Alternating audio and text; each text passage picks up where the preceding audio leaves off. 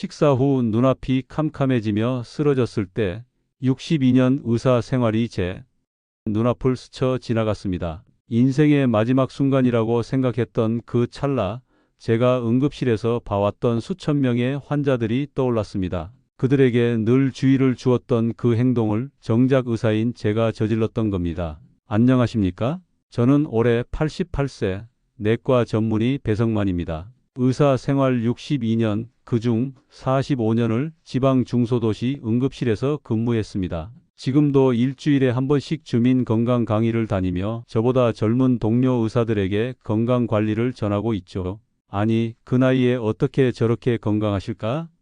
강의가 끝나면 꼭 듣는 질문입니다.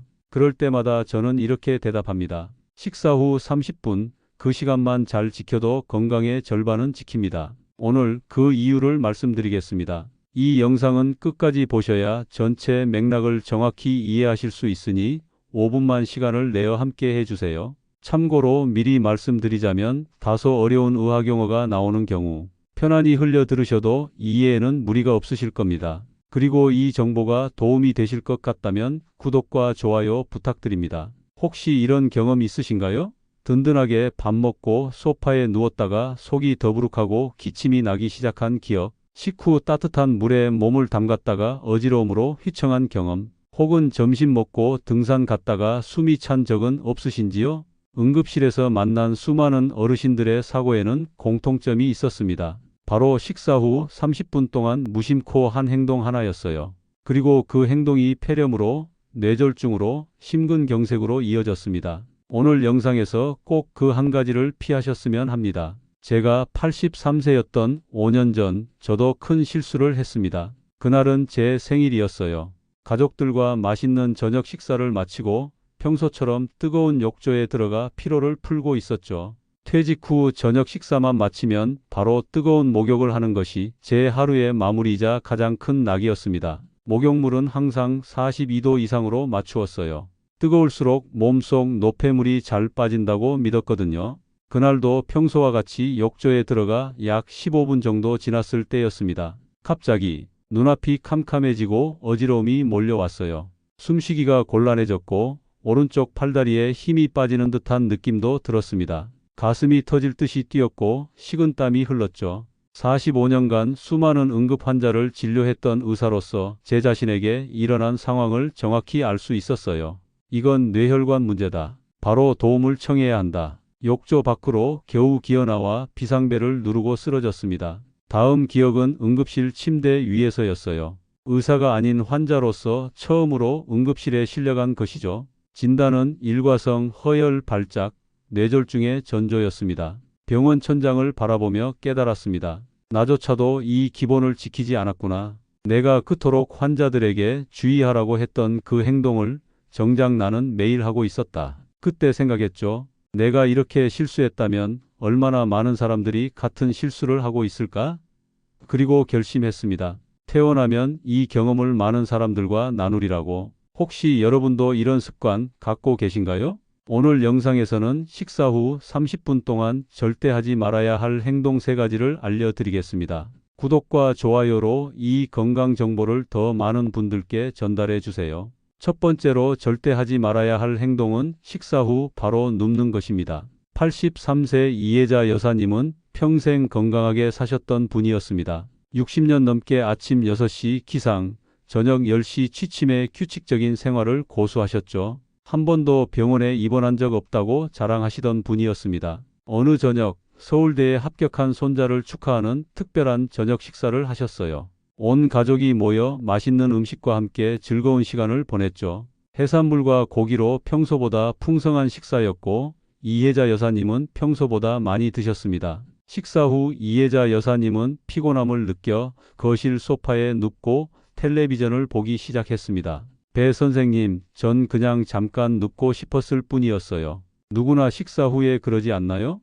이혜자 여사님의 물음에 잠시 할 말을 잃었습니다. 그로부터 약 20분 후 이혜자 여사님은 갑자기 숨이 가빠지기 시작했습니다. 처음에는 소화가 안 된다고 생각했지만 점점 상황이 악화되었죠. 가슴이 답답해지고 기침이 나기 시작했어요. 그런데 기침을 할수록 숨이 더 가빠지는 느낌이었습니다. 손자가 119를 부르지 않았다면 이혜자 여사님의 목소리가 떨렸습니다. 그 아이가 의대생이라 증상을 보자마자 위험하다고 판단했어요. 그 판단이 제 생명을 구했습니다. 응급실에 도착했을 때 이혜자 여사님의 산소 포화도는 82%로 정상 범위 95% 이상보다 훨씬 낮았습니다. 엑스레이 촬영 결과 오른쪽 폐 하단부에 뚜렷한 음영이 보였고 진단은 흡인성 폐렴이었습니다. 식사 후 위 내용물이 역류하여 기도로 들어가고 폐로 흘러들어가 염증을 일으킨 것이죠. 이런 상황이 어떻게 가능했을까요? 우리 몸의 구조와 생리를 살펴보면 그 원인을 이해할 수 있습니다. 우리 몸은 식사 후 소화를 위해 위장에 많은 혈액을 보냅니다. 이때 체위가 수평이 되면 중력의 도움 없이 위 내용물이 식도로 역류하기 쉬워져요.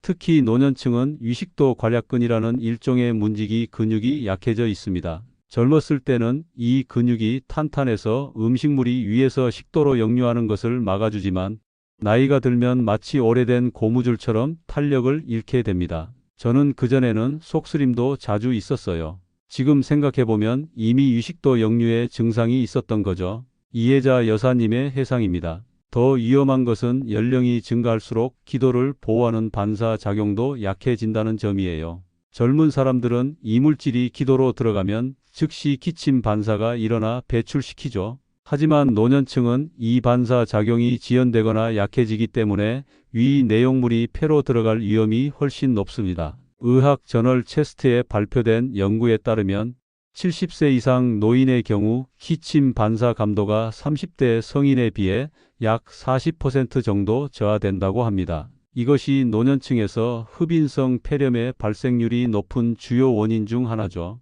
이혜자 여사님은 일주일간의 입원 치료 후 회복하셨습니다. 항생제 치료와 산소 공급, 그리고 수액 치료가 필요했죠. 이제는 식사 후 행동 패턴을 완전히 바꾸셨습니다. 요즘은 손주들이 저를 감시해요. 이혜자 여사님이 웃으며 말씀하셨습니다. 식사 후에 제가 소파에 눕기만 하면 할머니 꼿꼿이 앉으세요. 라고 외칩니다. 덕분에 식사 후 30분은 꼭 세운 의자에 앉아 있거나 천천히 걷고 있어요. 흥미로운 것은 이러한 간단한 습관 변화만으로도 이혜자 여사님의 만성, 속쓰림 증상이 크게 개선되었다는 점입니다. 역류성 식도염의 증상도 함께 사라진 것이죠. 식사 후 바로 눕지 않기 위한 실천 팁을 몇 가지 알려드릴게요. 첫째, 식사 후 최소 30분은 꼭 허리를 세우고 앉아 있으세요. 이것만으로도 위 내용물의 역류를 크게 줄일 수 있습니다. 중력이 우리의 편이 되어주죠. 둘째, 가능하다면 식사 후 집 안에서 가볍게 걷는 것이 좋아요. 소화도 돕고 위 내용물이 아래로 잘 내려가게 도와줍니다. 단 너무 빠르게 걷거나 격렬한 움직임은 피하세요. 셋째, 식사량을 조절하는 것도 중요합니다. 위가 너무 가득 차면 역류 가능성이 높아지죠. 평소보다 많이 드셨다면 더 오랜 시간 앉아 있는 것이 좋습니다. 넷째, 불가피하게 눕게 된다면 상체를 최소 30도 이상 올려주세요. 베개를 두세 개 받치거나 조절 가능한 침대를 활용하는 방법이 있습니다. 이렇게 하면 중력이 여전히 위 내용물이 식도 쪽으로 올라가는 것을 막아줄 수 있어요. 특히 평소 위식도 역류증이 있으신 분, 만성 기침이 잦으신 분, 노인성 기도 약화가 있는 환자분들은 이 원칙을 더욱 철저히 지켜주셔야 합니다. 혹시 여러분도 식후에 바로 눕는 습관이 있으셨나요? 오늘부터 어떤 자세로 30분을 보내시겠습니까? 두 번째로 절대 하지 말아야 할 행동은 식사 후 뜨거운 물로 목욕하는 것입니다. 77세 최영우 할아버지는 30년 넘게 목욕탕을 운영하셨던 분이었습니다. 따뜻한 물과 뜨거운 열기 속에서 평생을 보냈죠. 그에게 목욕은 단순한 씻음이 아니라 하루의 피로를 풀고 건강을 지키는 의식과도 같았습니다. 은퇴 후에도 목욕에 대한 애정은 계속되어 저녁 식사 후엔 늘 42도 이상의 뜨거운 물에 몸을 담그는 습관이 있었어요.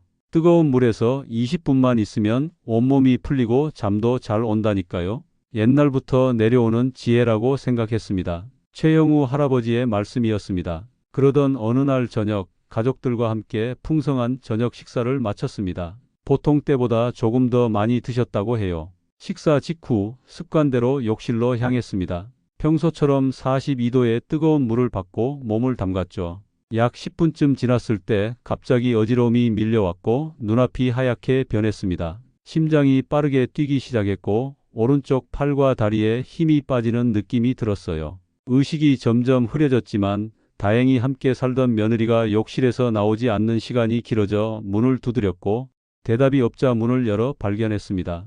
아버님이 욕조에 반쯤 미끄러져 있었어요. 얼굴이 창백했고 오른쪽 입이 살짝 처져 있었습니다. 제가 간호사라 즉시 뇌졸중 증상임을 알아차렸죠. 며느리 김영희 씨의 증언입니다. 응급실에 도착했을 때 최형우 할아버지의 상태는 심각했습니다. 혈압은 매우 높았고 오른쪽 팔다리의 근력 저하가 뚜렷했습니다. MRI 결과 왼쪽 중대 뇌동맥 영역에 급성 뇌경색 소견이 보였습니다. 다행히 골든타임 증상 발생 후 4.5시간 내에 혈전용해제 치료를 받을 수 있었고 큰 후유증 없이 회복하셨지만 이 사건은 가족 모두에게 큰 충격이었습니다. 왜 이런 일이 발생했을까요? 의학적으로 살펴보면 식사 후 우리 몸의 혈액은 소화를 위해 위장과 장으로 집중됩니다. 실제로 식후 30분 동안은 전체 혈류의 약 25-30%가 소화기관으로 향하는데 이것은 평소보다 거의 2배 가까이 증가한 양입니다. 위장으로 가는 혈류량이 증가하면 다른 장기로 가는 혈류는 자연히 감소합니다. 순환기 내과 전문의인 제 동료 김재훈 교수의 설명입니다. 특히 뇌는 전체 산소 소비량의 20%를 사용하는 장기로 혈류 변화에 매우 민감하게 반응합니다. 여기에 뜨거운 물 목욕을 하게 되면 체온 유지를 위해 피부 표면의 혈관이 확장되면서 또다시 많은 양의 혈액이 피부로 몰리게 됩니다. 42도 이상의 뜨거운 물에서는 이 확장 효과가 더욱 커지죠. 이렇게 되면 뇌를 포함한 주요 장기로 가는 혈류가 급격히 감소하게 됩니다. 특히 노년층은 혈관의 탄력성이 떨어져 있고 혈류 조절 능력이 약화되어 있어 이러한 상황에서 뇌 혈류가 위험한 수준까지 떨어질 수 있습니다. 또한 고령자는 체온 조절 능력도 감소하여 열에 더 취약하죠. 그 결과 일시적인 뇌허혈 상태가 되어 어지러움, 실신, 심한 경우 뇌경색까지 발생할 수 있는 겁니다. 뇌 영상 연구에 따르면 식사 직후 뜨거운 목욕을 할 경우 뇌 혈류가 평소보다 최대 20%까지 감소할 수 있다고 합니다. 이는 일시적인 허혈성 발작을 일으키기에 충분한 감소량이에요. 최형우 할아버지는 퇴원 후 목욕 습관을 완전히 바꾸셨습니다. 이제는 식사 후 최소 1시간은 기다립니다. 그리고 물 온도도 40도를 넘기지 않아요. 욕실에는 타이머를 두고 15분이 지나면 무조건 나오죠. 최형우 할아버지의 말씀입니다. 목욕탕을 운영했던 사람으로서 이제야 진짜 목욕의 지혜를 깨달은 것 같습니다. 안전한 목욕을 위한 실천 팁을 몇 가지 알려드리겠습니다. 첫째, 목욕은 식후 최소 1시간 이후에 하세요. 이 시간이 지나면 소화를 위해 몰렸던 혈액이 다시 전신으로 고르게 분포되기 시작합니다.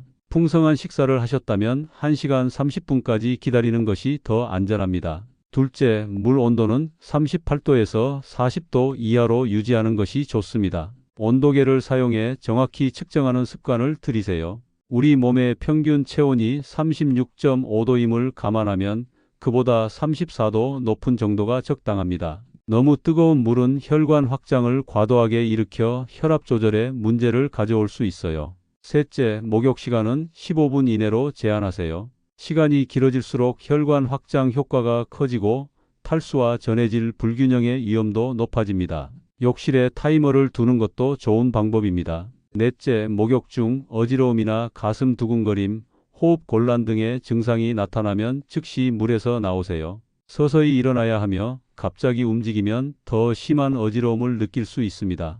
특히 고혈압, 심장질환, 당뇨, 평소 어지럼증이 있는 분들은 더욱 주의하셔야 합니다. 이런 기저질환이 있으면 혈류 변화에 더 민감하게 반응하기 때문이죠. 여러분은 목욕 시간 어떻게 정하고 계신가요? 혹시 어르신 혼자 욕실에 들어가게 두고 계시진 않나요? 많은 사고가 욕실에서 발생한다는 점을 기억해 주세요. 특히 노년층은 목욕 중 누군가가 주기적으로 안부를 확인하는 것이 안전합니다. 세 번째로 절대 하지 말아야 할 행동은 식사 후 과격한 운동입니다. 72세 정현호 어르신은 은퇴 후에도 활발한 생활을 유지하셨습니다. 30년간 고등학교 체육교사로 일하셨고 은퇴 후에도 건강관리에 매우 적극적이었죠. 매주 3번 등산을 다니고 주말에는 자전거로 30km를 타는 것이 일상이었습니다. 주변에서는 철인 할아버지라고 불릴 정도였어요. 나이는 숫자에 불과하다고 생각했어요. 70대라도 꾸준히 운동하면 50대처럼 살 수 있다고 믿었죠. 정연호 어르신의 회상입니다. 어느 화창한 가을 아침, 정연호 어르신은 든든하게 아침 식사를 마쳤습니다. 계란 프라이에 소시지, 밥과 된장국까지 평소보다 조금 더 많이 드셨죠. 그날은 특별히 인근 산에 단풍이 절정이라는 소식을 듣고 식사를 마치자마자 바로 산행을 시작했습니다. 그날따라 산에 오르는 게 힘들었어요. 평소에는 숨도 안 찼던 경사인데 이상하게 숨이 가빠지고 가슴이 답답했죠. 가슴이 조여오는 듯한 느낌도 있었지만 나이 탓이겠지 하고 계속 올라갔어요. 정연호 어르신의 부인이 떨리는 목소리로 말씀하셨습니다. 산 중턱에 도달했을 때 갑자기 가슴에 극심한 통증이 찾아왔습니다. 마치 가슴을 누군가가 강하게 누르는 듯한 압박감이었죠. 식은땀이 흘렀고 호흡이 더욱 곤란해졌습니다. 정연호 어르신은 그 자리에 쓰러지셨어요. 다행히 동행한 등산객 중 한 분이 응급구조사였고 즉시 심폐소생술을 시작했습니다. 119에 신고했고 헬리콥터로 응급 이송되어 목숨을 건지셨습니다. 진단은 심근경색이었습니다. 심전도와 혈액 검사 결과 전형적인 급성 심근경색 소견이 확인되었습니다. 관상동맥 조영술 결과 좌전하행지 동맥의 90% 이상 협착이 발견되어 응급 스텐트 시술을 시행했습니다. 당시 주치의였던 심장내과 박민수 교수의 소견입니다. 이런 일이 왜 발생했을까요? 식사 직후에는 소화를 위해 위장과 장으로 혈류가 집중됩니다. 이 상태에서 격렬한 운동을 하게 되면 이번에는 근육에서도 많은 혈액을 요구하게 되죠. 그러면 심장은 이중으로 부담을 받게 됩니다. 심장은 소화기관과 근육 모두에 충분한 혈액을 공급하기 위해 더 빠르고 강하게 뛰어야 하는데 이것이 심장에 과도한 부담을 줍니다. 심박수와 혈압이 상승하면서 심장의 산소 요구량은 증가하지만 이미 다른 장기로 혈액이 분산된 상태라 심장 자체에 공급되는 산소는 부족해질 수 있어요. 특히 노년층은 심장 근육의 탄력성이 떨어져 있고 관상동맥의 상태도 젊은 사람들보다 좋지 않은 경우가 많아 이런 상황에서 협심증, 부정맥, 심한 경우 심근경색까지 발생할 수 있습니다. 실제로 식후 격렬한 운동 시 심장마비 위험은 평소보다 약 2.5배 증가한다는 연구 결과가 있습니다. 미국 심장협회의 연구에 따르면 식사 후 30분 이내 고강도 운동을 한 사람들은 그렇지 않은 사람들에 비해 심혈관 사고 발생률이 유의미하게 높았다고 해요. 우리 몸은 식사와 운동을 동시에 처리하도록 설계되지 않았습니다. 스포츠의학 전문가인 이진수 박사의 설명입니다. 식사 후에는 부교감 신경이 활성화되어 휴식과 소화 모두가 됩니다. 반면 운동 시에는 교감 신경이 활성화되는 행동과 대응 모드로 전환됩니다. 이 두 시스템이 충돌하면 몸에 혼란이 오는 거죠. 정연호 어르신은 심장 스텐트 시술 후 3주간의 입원 치료를 거쳐 회복하셨고 이제는 운동 습관을 완전히 바꾸셨습니다. 요즘은 식사 후 1시간은 집 마당에서 천천히 걷기만 해요. 그리고 본격적인 운동은 그 이후에 시작합니다. 시계를 꼭 확인하죠. 정연호 어르신은 웃으며 말씀하셨습니다. 지금은 오히려 젊었을 때보다 더 건강한 생활을 하고 있어요. 덕분에 체중도 5kg 줄었고 혈압도 정상으로 돌아왔습니다. 이제 정연호 어르신은 지역 노인회관에서 건강한 운동법 강의도 하신다고 합니다. 자신의 경험을 다른 어르신들과 나누며 특히 식사 후 운동 위험성에 대해 강조하신다고 해요. 식사 후 안전한 운동을 위한 실천 팁을 알려드리겠습니다. 첫째, 식사 후 최소 30분,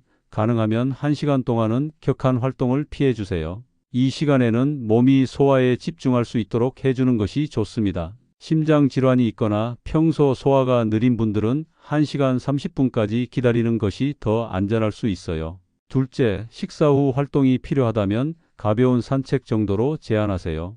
빠르게 걷는 것보다는 천천히 걷는 것이 좋습니다. 걷는 동안에도 가슴 통증, 호흡 곤란, 어지러움 등이 느껴진다면 즉시 멈추고 휴식을 취하세요. 셋째, 본격적인 운동은 식후 최소 1시간 이후에 시작하는 것이 안전합니다. 그리고 운동 전에는 가벼운 준비 운동으로 몸을 서서히 데우는 것이 중요해요. 갑자기 고강도 운동을 시작하면 심장의 부담이 크게 증가합니다. 넷째, 운동 시간을 조절하는 것도 방법입니다. 가능하다면 식사 전에 운동을 마치고 그 후 적절한 휴식을 취한 다음 식사를 하는 패턴이 가장 이상적입니다. 아침 운동이 어렵다면 점심과 저녁 사이의 시간대에 운동하는 것도 좋은 방법이죠. 특히 고혈압, 당뇨, 협심증, 부정맥 병력이 있는 분들은 더욱 주의하셔야 합니다. 이런 기저질환이 있으면 심혈관 사고의 위험이 더 높기 때문이죠. 가능하다면 운동 전 주치의와 상담하여 자신에게 적합한 운동 강도와 시간을 정하는 것이 좋습니다. 가장 중요한 것은 자신의 몸 상태를 인정하는 겁니다. 정연호 어르신의 조언입니다. 나이가 들었다고 인정하는 게 약한 게 아니라 더 오래 건강하게 살 수 있는 지혜예요. 운동은 좋지만 언제 하는지가 더 중요하다는 거 아셨나요? 지금 식사 후 무엇을 하고 계신가요? 오늘 알려드린 3가지는 단순한 건강 상식이 아닙니다. 저를 포함해 수많은 환자들이 몸으로 겪은 교훈입니다. 첫째, 식사 후 바로 눕지 마세요. 흡인성 폐렴의 위험이 있습니다. 둘째, 뜨거운 물 목욕은 1시간 후에 하세요. 뇌 혈류 감소로 인한 어지러움과 뇌졸중 위험이 있습니다. 셋째, 과격한 운동은 절대 피하고 산책부터 시작하세요. 심장에 이중 부담을 주어 심근경색 위험이 있습니다. 이 3가지 수칙은 특히 65세 이상 노년층에게 더욱 중요합니다. 나이가 들수록 우리 몸의 예비 능력과 회복력이 감소하기 때문이죠. 젊었을 때는 몸이 잘못된 습관을 어느 정도 보완할 수 있지만 나이가 들면 그런 보상 능력이 떨어집니다. 예를 들어 젊은 사람은 위식도 역류가 있더라도 기침, 반사가 즉각적으로 일어나 폐로 들어가는 위 내용물을 빠르게 제거할 수 있습니다. 그러나 노년층은 이 보호 기전이 약해져 있어 같은 상황에서도 폐렴으로 진행될 위험이 훨씬 높아요. 마찬가지로 젊은 사람은 혈관의 탄력성이 좋아 혈류 변화에 빠르게 적응할 수 있지만 노년층은 이 적응 능력이 저하되어 있습니다.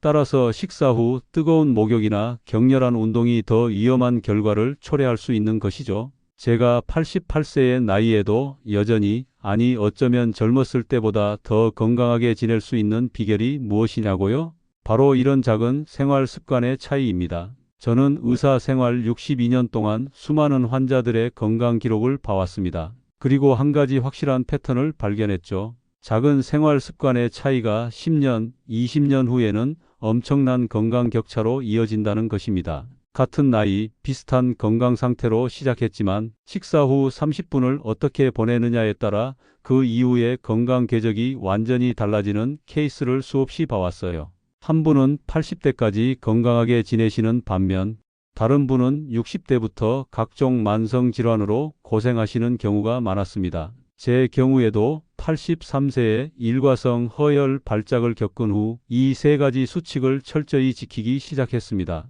그 결과 5년이 지난 지금도 일주일에 한 번씩 강의를 다닐 만큼 건강을 유지하고 있죠. 배 선생님, 그렇게 간단한 수칙이 정말 효과가 있을까요? 강의할 때마다 듣는 질문입니다. 제 대답은 항상 같습니다. 건강은 대단한 것에서 오는 게 아닙니다. 매일 반복되는 작은 습관의 힘이 30년 후 차이를 만드는 겁니다. 지금 시작해도 늦지 않습니다. 식사 후 30분을 바꾸는 것이 여러분의 다음 30년을 지킬 수 있어요. 작은 변화가 큰 차이를 만듭니다. 여러분은 오늘 어떤 한 가지를 바꿔보시겠습니까? 혹시 이 정보를 가장 먼저 누구에게 알려주고 싶으신가요? 부모님, 배우자, 혹은 주변의 어르신들에게 이 내용을 공유해 주세요. 그것이 그분들의 건강을 지키는 첫걸음이 될 수 있습니다. 예방은 치료보다 100배 낫다는 말이 있습니다. 제 의사 생활 62년의 경험으로 말씀드리자면 예방은 치료보다 1000배는 낫습니다. 특히 노년기에는 더욱 그렇죠. 한번 발생한 질병은 완전히 회복하기 어렵기 때문입니다. 식사 후 30분, 그 시간을 어떻게 보내느냐가 여러분의 건강 수명을 좌우할 수 있습니다. 지금 이 순간부터 실천해 보세요. 건강한 노후는 젊은 시절부터의 꾸준한 관리에서 시작됩니다. 하지만 지금 시작해도 충분한 효과를 볼 수 있어요. 다음 영상에서는 식사 후 꼭 해야 할 건강 습관 4가지에 대해 알려드리겠습니다. 구독과 좋아요 부탁드리며 여러분의 건강한 노후를 진심으로 응원합니다. 감사합니다. 오늘의 영상이 여러분의 건강관리에 작은 도움이라도 되었기를 바랍니다. 제 이야기를 듣고 어떤 생각이 드셨나요? 혹시 이 정보가 도움이 될 만한 주변 분들이 계신다면 이 영상을 공유해 주세요. 구독과 좋아요도 잊지 말아주세요. 행복한 하루 되시길 바랍니다. 감사합니다. 밥 먹고 커피 한 잔 마셨다가 응급실에 실려온 환자가 있었습니다. 지난 40년간 병원에서 수많은 환자들을 만나왔지만 이렇게 단순한 습관으로 인생이 바뀐 사례들을 볼 때마다 가슴이 아픕니다. 생각해보면 우리 모두 식사 후에 무의식적으로 하는 행동들이 있지요. 그런데 그 작은 습관들이 우리 건강을 조금씩 갉아먹고 있다면 어떨까요? 단 30분, 그 짧은 시간에 하는 행동이 30년 인생을 좌우할 수도 있습니다. 제가 만났던 한 환자분은 30년간 식사 후 항상 진한 커피를 마셨습니다. 그런데 어느 날 갑자기 심한 가슴 통증으로 응급실에 오셨어요. 알고 보니 오랜 기간 식후 커피 습관이 역류성 식도염을 악화시켜 식도 협착까지 일으킨 것이었죠. 이렇게 평생 당연하게 여겼던 작은 습관이 결국 수술대에 오르게 할 수도 있습니다. 안녕하세요. 저는 올해 88세 내과 전문의 배성만입니다. 병원 진료만 62년, 아직도 읍내 보건소에서 매주 3일씩 진료를 보고 있습니다. 이 영상은 끝까지 보셔야 전체 맥락을 정확히 이해하실 수 있으니 5분만 시간을 내어 함께 해주세요. 참고로 미리 말씀드리자면 다소 어려운 의학용어가 나오는 경우 편안히 흘려 들으셔도 이해에는 무리가 없으실 것입니다. 그리고 이 정보가 도움이 되실 것 같다면 구독과 좋아요 부탁드립니다. 지난 영상에서 식사 후 30분 동안 절대 하면 안 되는 행동 3가지를 말씀드렸더니 많은 어르신들께서 그런 게 있는 줄 몰랐다고 연락을 주셨어요. 댓글란에도 선생님, 식사 후 바로 샤워하는 것이 위험하다는 말씀이 정말 도움이 됐습니다. 담배를 피우지 말아야 한다는 것은 알았지만 식후에 특히 더 위험하다는 것은 몰랐습니다. 같은 의견이 많았죠. 그래서 오늘은 그 후속편, 생각보다 많은 분들이 습관처럼 하는 또 다른 위험한 3가지 행동을 알려드리려고 합니다. 여러분들이 평생 해오던 습관 중에서 건강에 해로운 것들을 바로잡아 더 건강한 노년을 보내시길 바라는 마음에서 준비했습니다.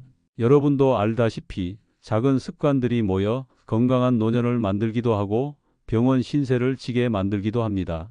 특히 식사 후의 행동은 소화 과정과 영양소 흡수에 직접적인 영향을 미치기 때문에 더욱 중요하죠. 위장에서 소화와 영양소 흡수가 제대로 이루어지지 않으면 온몸의 장기들이 필요한 영양분을 공급받지 못해 다양한 건강 문제가 생길 수 있습니다. 여러분은 식사 후 무엇을 하며 시간을 보내시나요? 텔레비전을 보시나요? 아니면 바로 일을 하시나요? 혹시 평생 해오던 그 습관이 병을 부르고 있는 건 아닐까요? 막연한 두려움을 드리려는 게 아니라 정말 작은 변화로 큰 건강의 차이를 만들 수 있다는 것을 알려드리고 싶습니다. 이런 정보가 여러분의 남은 인생을 더 건강하고 행복하게 만드는 데 도움이 되길 바랍니다. 제가 병원에서 만난 한 68세 어르신은 식후마다 빠지지 않고 커피를 한 잔 하셨습니다. 처음에는 아무 문제가 없었지만 문제는 2년 전부터 점점 위통과 식도염 증상이 심해지더니 결국 역류성 식도염으로 진단을 받았죠. 검사 결과를 보여드리며 식후 커피가 문제일 수 있다고 말씀드렸더니 평생 해온 습관인데 어떡하냐며 한숨을 쉬셨습니다. 그만큼 식후 커피는 많은 분들이 즐기는 습관이지만 그 위험성은 잘 모르고 계신 것 같습니다. 다른 어르신은 식사 후마다 양치질을 꼭 하셨는데 치과에서 오히려 잇몸이 빨리 상하고 있다는 말을 듣고 깜짝 놀라셨어요. 평소 구강 건강에 신경 쓰는 것이 당연히 좋은 일이라 생각했는데 그 타이밍이 문제였던 거죠. 이분은 평생 식후 3분 이내에 양치질을 하는 것이 가장 좋다고 믿고 살아오셨는데 오히려 그것이 치아 건강을 해치고 있었던 것입니다. 또 한 분은 식사 후 졸음이 오면 무조건 참고 억지로 활동하셨습니다. 나이 들면 게을러지면 안 된다는 생각으로 식후 졸음을 나태함의 표시라고 여기셨죠. 그런데 이분은 스트레스 호르몬 수치가 계속 높게 유지되어 심혈관 질환의 위험이 높아진 상태였습니다. 이처럼 식사 후 30분 무심코 한 행동 하나가 내 몸을 서서히 망가뜨릴 수도 있습니다. 너무 걱정하지 마세요. 오늘 이 영상을 통해 그동안 몰랐던 사실들을 알게 되면 쉽게 고칠 수 있으니까요. 중요한 건 정확한 정보와 작은 실천이니까요. 건강은 거창한 것이 아니라 일상의 작은 습관들이 모여 만들어지는 것입니다. 저 역시 70대 초반까지 식사 후 습관처럼 신문을 펼쳐 앉아 읽는 것이 낙이었습니다. 가족들이 할아버지 좀 쉬세요 라고 해도 이렇게 앉아 있어야 소화가 잘 된다며 1시간씩 앉아 있곤 했죠. 그런데 어느 날 눈이 아프고 소화가 안 되고 속이 더부룩해서 병원에서 내시경을 받았더니 담도 운동이 떨어지고 있었고 노화성 위무력증 판정을 받았어요. 바로 그때 알게 됐죠. 앉아 있는 것도 가만히 있는 것도 식사 직후에는 생각보다 위험할 수 있구나. 여러분도 제 이야기에서 작은 실마리를 찾으셨으면 좋겠습니다. 나이가 들수록 우리 몸은 더 섬세한 관리가 필요하니까요. 젊었을 때는 몸이 회복력이 좋아서 잘못된 습관도 견딜 수 있었지만 노년기에는 그렇지 않습니다. 작은 습관 하나가 건강에 큰 차이를 만들 수 있어요. 이제 본론으로 들어가서 식사 후 30분 동안 절대 하지 말아야 할 또 다른 행동 3가지를 말씀드리겠습니다. 각각의 행동이 왜 해로운지 그리고 어떻게 대처하면 좋을지 자세히 설명해 드릴게요. 또한 실제 제 환자들의 사례도 함께 나누면서 더 실감나게 이해하실 수 있도록 도와드리겠습니다. 첫째, 식사 직후 커피 또는 차 마시기입니다. 74세 김영자 여사님은 식후 커피 없인 못 사는 분이었습니다. 항상 배성만 선생님, 밥 먹고 커피 한 잔이 인생의 작은 행복 아니겠어요? 라고 말씀하셨지요. 저도 그 마음 충분히 이해합니다. 따뜻한 식사 후에 향긋한 커피 한 잔의 여유 참 좋지요. 그런데 건강검진에서 잦은 속쓰림과 철분 결핍, 나중엔 빈혈 증상까지 나타났습니다. 피로감도 심해져서 일상생활이 힘들 정도였죠. 김영자님은 요즘 자꾸 어지럽고 계단 몇 개만 올라가도 숨이 차요. 나이 들어서 그런가 했는데 혹시 큰 병이 있는 건 아니겠죠? 라고 걱정하셨습니다. 검사 결과 철분 수치가 정상의 절반 수준이었어요. 김영자님이 평소 철분이 풍부한 음식을 즐겨 드셨음에도 불구하고 말이죠. 간 수치도 정상이고 위장 출혈 같은 다른 원인도 보이지 않았습니다. 여러 가능성을 검토한 결과 문제는 바로 식사 직후 마시는 그 커피 한 잔이었습니다. 커피, 녹차, 홍차 등에 들어있는 카페인과 탄닌 성분은 철분과 칼슘의 흡수를 방해하고 위산을 자극해 소화기 질환 유발 가능성을 높입니다. 특히 나이가 들수록 위장 점막이 얇아지기 때문에 그 영향이 더 크게 나타나요. 젊었을 때는 별 문제가 없었더라도 나이가 들면서 같은 습관이 문제가 될 수 있는 것이죠. 특히 커피에 함유된 탄닌은 위에서 철분을 흡수하는 속도보다 무려 300배나 빠르게 철분과 결합합니다. 이렇게 결합된 철분은 우리 몸에서 흡수되지 못하고 그대로 배출되고 맙니다. 따라서 아무리 철분이 풍부한 음식을 먹어도 식후 커피를 마시면 그 영양소를 제대로 흡수하지 못하게 되는 것이죠. 미국 소화기학회 연구에 따르면 식사 직후 커피를 마시면 위산 분비가 최대 40%까지 증가할 수 있다고 합니다. 이는 특히 위염이나 역류성 식도염 환자에게는 치명적일 수 있어요. 김영자님의 경우도 평소 위염 증상이 있었는데 커피로 인해 증상이 악화된 것이었죠. 위산이 과다하게 분비되면 위벽을 자극하고 심하면 위궤양까지 발생할 수 있습니다. 또한 식후 즉시 커피를 마시면 철분 외에도 비타민과 미네랄 등이 카페인과 탄닌에 의해 배출될 수 있어 만성 피로에 노출될 위험성이 높아집니다. 김영자님의 빈혈 증상도 이런 이유로 악화되었던 거죠. 철분이 부족하면 신진대사가 제대로 이루어지지 못해 쉽게 피로감을 느끼게 되고 집중력도 떨어지게 됩니다. 특히 여성 노인분들은 이미 폐경으로 인해 철분 부족이 생기기 쉬운데 커피까지 즐기면 빈혈 위험이 더욱 높아집니다. 더 심각한 것은 식사 직후 커피를 마시면 식도관략근의 활동이 방해받아 위산이 과다 분비되고 역류성 식도염으로 이어질 수 있다는 점입니다. 역류성 식도염 증상은 신물이 올라오는 것, 속쓰림, 가슴 통증 등인데 이런 증상이 지속되면 식도 점막에 손상을 줄 수 있어 더 심각한 질환으로 발전할 수도 있습니다. 장기간 방치하면 식도 협착이나 발해식도, 심지어는 식도암까지 위험이 증가할 수 있어요. 실천 팁을 드리자면 식사 후 1시간이 지난 뒤에 커피를 마시는 것이 좋습니다. 그 시간 동안 위장에서 철분을 비롯한 영양소들이 충분히 흡수될 수 있기 때문이죠. 그래도 걱정되신다면 허브차나 보리차로 대체해도 좋고요. 카페인은 하루 한 잔으로 줄이는 것이 바람직합니다. 특히 커피를 마시더라도 진한 에스프레소보다는 약한 아메리카노가 위장에 부담을 덜 줍니다. 만약 식후에 꼭 무언가를 마시고 싶다면 따뜻한 물이나 생강차가 좋습니다. 이런 음료는 오히려 소화를 도와주고 위장을 편안하게 해줍니다. 또한 식사 중에 물을 충분히 마시는 것도 도움이 됩니다. 하지만 식사 직후에는 많은 양의 물도 피하는 것이 좋아요. 위액이 희석되어 소화 효율이 떨어질 수 있거든요. 김영자님은 저의 조언에 따라 식후 커피를 끊고 1시간 후에 마시기 시작했더니 3개월 만에 철분 수치가 많이 회복되었습니다. 속쓰림 증상도 현저히 줄어들었고요. 여기에 철분이 풍부한 음식을 꾸준히 섭취하시니 빈혈 증상도 개선되었습니다.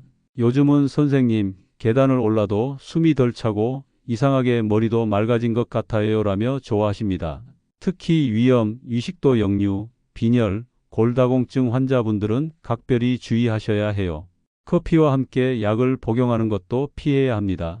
약효가 떨어지거나 부작용이 생길 수 있으니까요. 특히 철분제, 칼슘제, 혈압약 등은 커피와 함께 복용하면 약효가 크게 감소할 수 있습니다. 여러분은 식사 후 커피 한 잔 당연하게 여기고 계시진 않나요? 그 한 잔이 약일까요? 독일까요? 생각해 보시기 바랍니다. 커피 자체는 적절히 마시면 건강에 도움이 될 수 있지만 타이밍이 무척 중요합니다. 잠깐의 참음이 건강한 노년을 선물할 수 있다는 것을 기억하세요. 둘째, 식사 직후 양치질을 하는 것입니다. 80세 박광순 어르신은 평생 청결에 신경 쓰셨던 분입니다. 특히 식후 10분 내에 무조건 양치질을 하셨죠. 배 선생, 이빨이 내 건강이 바로미터지 라고 항상 말씀하셨습니다. 그런데 어느 날부터 이가 시리기 시작했고 잇몸에서도 자주 피가 나기 시작했습니다. 치과에 가보니 치아가 심하게 마모되어 있었고 과도한 마찰로 인한 치경부 마모증 판정을 받았습니다.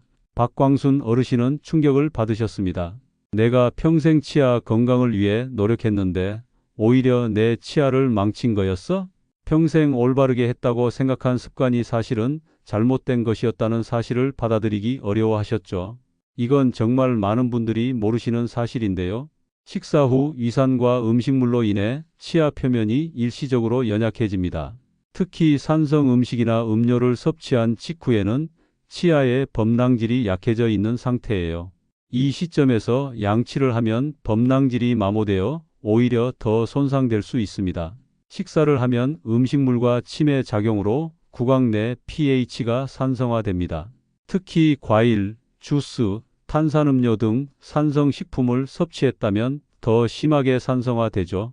산성 환경에서는 치아의 범랑질이 부드러워지고 약해집니다.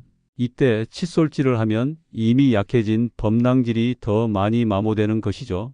우리가 어릴 때부터 배운 333법칙 하루 3번, 3분 동안 식후 3분 이내 양치질은 사실 최신 치의학 연구에 따르면 재고할 필요가 있습니다. 영국 치과의사협회 연구에 따르면 식후 즉시 양치질을 하는 것은 치아 표면의 최대 60%까지 더 많은 마모를 일으킬 수 있다고 합니다. 특히 나이가 들수록 범랑질이 얇아지기 때문에 더욱 위험하죠.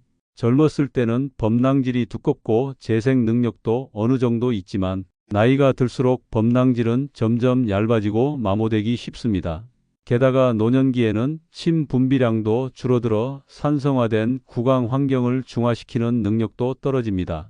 따라서 나이가 들수록 식후 양치 시점에 더욱 신경 써야 하는 것이죠. 박광순 어르신의 경우 평생 식후 즉시 양치질을 하셨기 때문에 치아가 점점 약해진 것이었습니다. 특히 어르신은 커피나 오렌지 주스 같은 산성 음료를 자주 드셨는데 이런 음식을 먹은 후 바로 양치질을 하면 치아 손상 위험이 더 커집니다. 커피와 오렌지 주스는 모두 산성 음료로 이런 음료를 마신 후에는 최소 30분에서 1시간 정도 기다렸다가 양치하는 것이 좋습니다. 치아 마모가 진행되면 처음에는 시린 증상이 나타나고 심해지면 잇몸이 노출되면서 잇몸 질환의 위험도 높아집니다. 심한 경우에는 치아가 부러지거나 신경이 노출되어 심한 통증을 유발할 수도 있어요. 이런 문제가 생기면 비싼 치과 치료가 필요하게 되고 생활의 질도 크게 떨어집니다. 실천 팁으로는 양치는 식후 30분 이후에 하시는 것이 좋아요. 그 중간에는 물로 헹구기만 하세요. 물로 입을 헹구면 음식물 찌꺼기와 산성 물질이 어느 정도 제거되면서 구강 내 pH 수치가 정상으로 돌아오는 데 도움이 됩니다.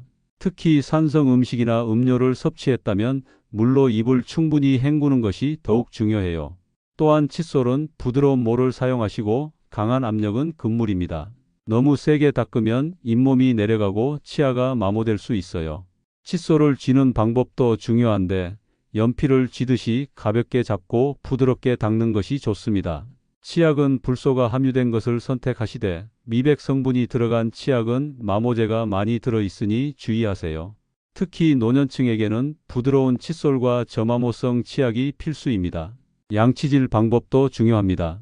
옆으로 문지르는 방식보다는 위아래로 쓸어내리듯 닦는 것이 좋습니다. 잇몸에서 치아 방향으로, 즉 위턱은 위에서 아래로, 아래턱은 아래에서 위로 닦는 것이 올바른 방법이죠. 또한 양치질 시간은 최소 2분 이상 치아 모든 면을 골고루 닦는 것이 중요합니다. 박광순 어르신도 양치 습관을 바꾸신 후 추가적인 치아 손상을 막을 수 있었습니다. 이제는 식후 물로 입을 헹구고 30분 정도 기다렸다가 양치를 하시고 부드러운 칫솔을 사용하세요. 6개월 후 검진에서 치아 마모가 더 이상 진행되지 않아 안심하셨죠? 선생님, 덕분에 이가 덜 시려요. 만약 계속 그렇게 양치질했으면 어떻게 됐을지 생각하니 아찔하네요. 라고 말씀하셨습니다. 특히 치아 시림, 잇몸 퇴축, 치주 질환자분들은 더욱 조심하셔야 합니다. 이미 치아가 약해져 있기 때문에 식후 바로 양치질을 하면 증상이 더 악화될 수 있습니다. 치과 의사와 상담하여 자신에게 맞는 양치 시기와 방법을 찾는 것이 중요합니다. 경우에 따라서는 시린 이에 특화된 치약이나 불소 함유량이 높은 치약을 추천받을 수도 있습니다. 여러분은 언제 양치질을 하시나요? 혹시 그 양치 습관이 오히려 치아를 깎고 있지는 않으신가요? 단 30분만 기다려 주셔도 건강한 치아를 오래 유지하실 수 있답니다. 이것이 바로 작은 습관의 변화가 큰 차이를 만드는 예입니다.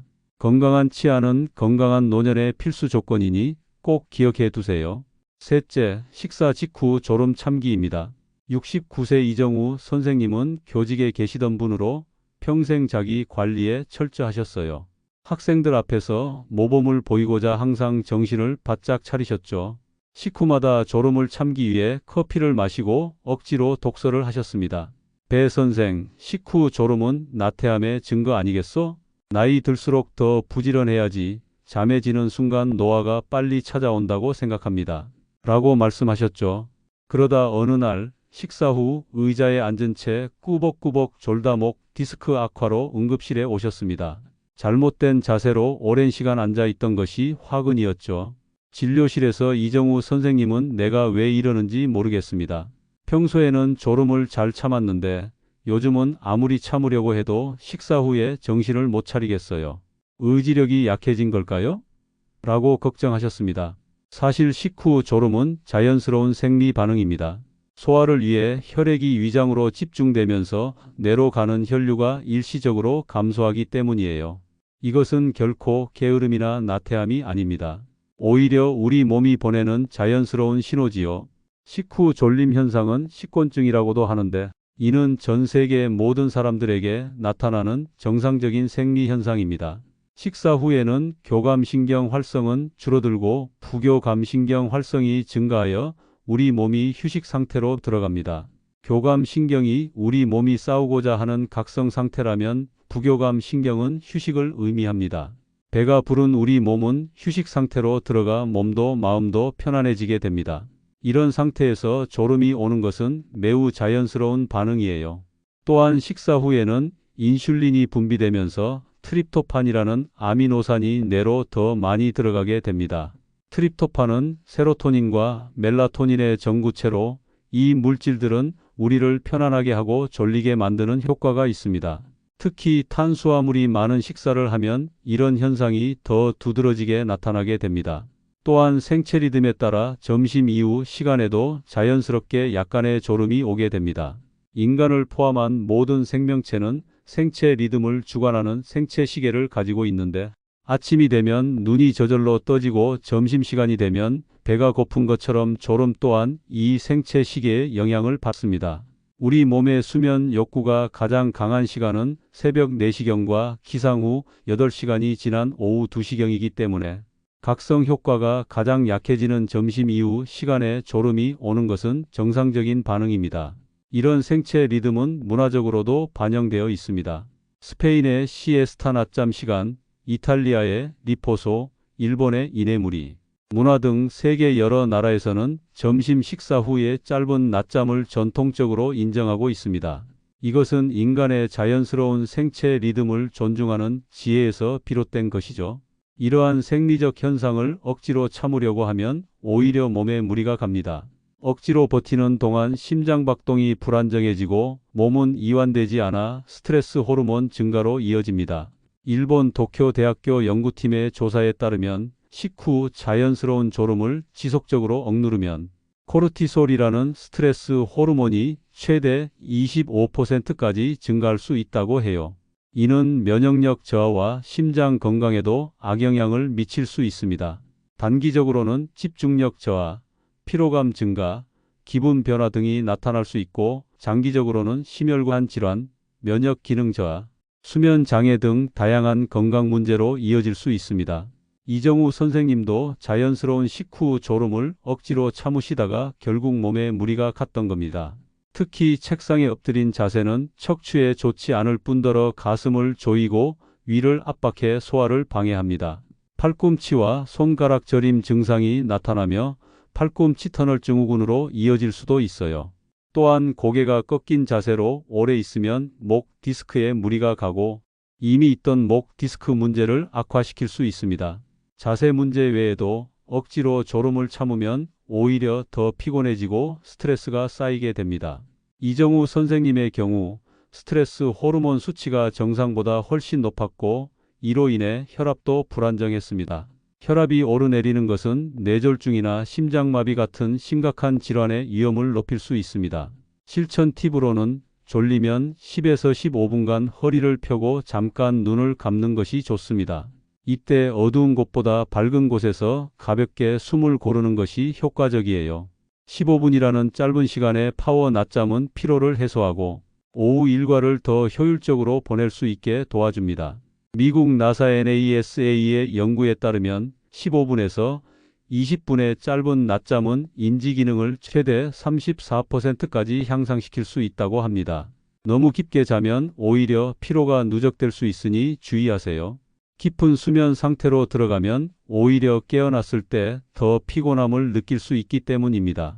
이를 수면 관성이라고 하는데 수면이 20분을 넘어가면 우리 몸은 깊은 수면 단계로 들어가게 됩니다. 이런 상태에서 깨어나면 오히려 더 피곤하고 몽롱한 느낌이 들 수 있어요. 따라서 알람을 설정해 15분 이상 자지 않도록 하는 것이 좋은 방법입니다. 낮잠을 잘 수 없는 상황이라면 가벼운 스트레칭이나 짧은 산책이 도움이 될 수 있어요. 몸을 약간 움직여주면 혈액순환이 촉진되어 졸음을 어느 정도 해소할 수 있습니다. 특히 바깥 공기를 쐬며 5분에서 10분 정도 가볍게 걷는 것은 식후 혈당 관리에도 도움이 되고 졸음도 어느 정도 해소할 수 있는 좋은 방법입니다. 하지만 격렬한 운동은 소화를 방해할 수 있으니 피하는 것이 좋습니다. 이정우 선생님도 이제는 식후 잠깐 눈을 붙이는 습관을 들이셨어요. 처음에는 이렇게 해도 되나 싶으셨지만 10분간 눈을 감았다가 깨니 오히려 더 상쾌하고 남은 일과를 더 효율적으로 보낼 수 있다는 걸 깨닫게 되셨습니다. 목 디스크도 더 이상 악화되지 않았고요. 배 선생님, 평생 참아왔던 졸음을 이제는 조금 받아들이니 오히려 더 활기차게 하루를 보낼 수 있게 됐어요. 억지로 버티는 것보다 자연스럽게 흐름을 따르는 게 더 현명한 것 같습니다. 라고 말씀하셨습니다. 특히 당뇨, 수면 무호흡증, 심혈관 질환자분들은 식후 졸음에 더 취약할 수 있으니 더욱 자연스럽게 받아들이시는 것이 중요합니다. 무리하게 졸음을 참으려고 하면 혈당 관리나 심장 건강에 오히려 해가 될 수 있어요. 식후 혈당이 급격히 오르는 사람들은 특히 식곤증이 더 심하게 나타날 수 있습니다. 이런 경우 식사 구성을 조정하여 혈당 상승을 완만하게 만드는 것도 도움이 될 수 있습니다. 탄수화물 비중을 줄이고 단백질과 건강한 지방, 식이섬유를 늘리면 식후 졸음을 어느 정도 완화할 수 있어요. 여러분은 식사 후 졸음이 올 때 어떻게 하시나요? 몸이 보내는 신호 무시하지 않으셔도 됩니다. 10분의 짧은 휴식이 오후 활력의 비결이 될 수 있어요. 스페인의 시에스타 문화나 일본의 이내무리 낮잠 문화가 그냥 생긴 것이 아니라 인간의 자연스러운 생체 리듬을 존중한 결과라는 것을 생각해 보세요. 억지로 참기보다는 자연스럽게 받아들이는 것이 더 건강한 방법입니다. 오늘도 말씀드렸습니다. 식사 후 30분 동안의 행동이 인생의 30년을 바꿀 수 있습니다. 우리가 흔히 간과하는 작은 습관들이 쌓여 큰 건강의 차이를 만들어내는 것이지요. 사실 식후 행동이 중요한 이유는 우리 몸이 영양소를 흡수하고 에너지를 생산하는 중요한 시간이기 때문입니다. 식사 후 30분에서 1시간 동안은 소화와 영양소 흡수가 가장 활발하게 이루어지는 시간입니다. 이 시간에 우리가 어떤 행동을 하느냐에 따라 영양소 흡수율이 달라지고 장기적으로는 건강 상태에 큰 영향을 미칠 수 있습니다. 너무 심각하게 받아들이지 마시고 오늘부터 작은 변화를 시작해 보세요.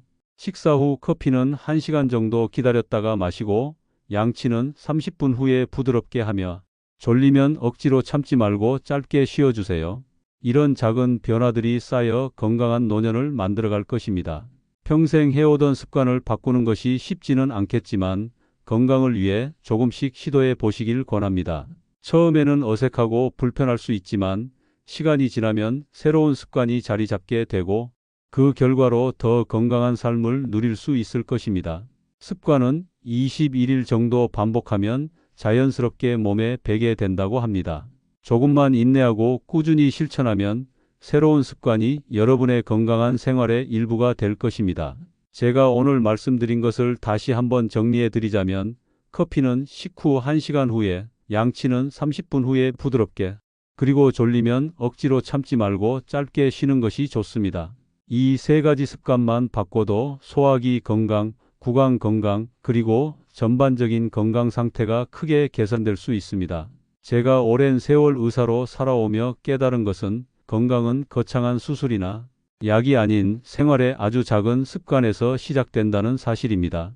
여러분이 오늘 이 영상을 보시고 단 하나의 습관만 바꾸신다 해도 그것은 여러분의 건강에 커다란 변화를 가져올 것입니다.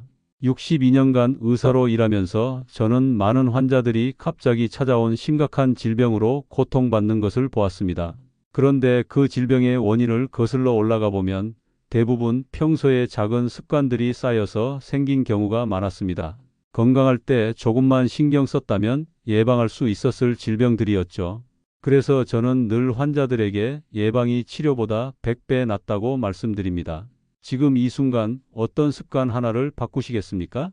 여러분이 생각하는 가장 먼저 바꿔야 할 습관은 무엇인가요? 댓글로 여러분의 생각을 나눠주시면 좋겠습니다. 서로의 경험을 나누는 것도 큰 도움이 될 수 있습니다. 저는 70대 중반에 식사 후 앉아있는 습관을 바꿨고 그 결과 지금 88세에도 여전히 활발하게 진료를 볼 수 있게 되었습니다.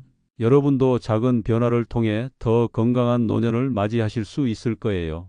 아무리 늦게 시작해도 건강한 습관으로 바꾸는 것은 결코 늦지 않습니다. 제 나이에도 새로운 습관을 들이고 건강을 되찾았으니 여러분도 충분히 할 수 있습니다.